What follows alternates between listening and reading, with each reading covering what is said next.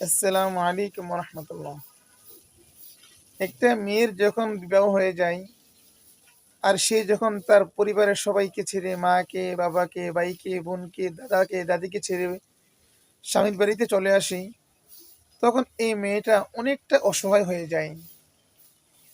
এই পরিস্থিতিতে সে যখন স্বামীর বাড়ির পক্ষ থেকে শ্বশুর, শাশুড়ি, তার স্বামী, ননদের সবার পক্ষ থেকে যদি ভালোবাসা মহব্বত পেয়ে যায়, তাহলে ওই মেয়েটার জীবনে আর কোনো দুঃখ থাকে না। তখন সে আর আফসোস করে না, কষ্ট পায় না।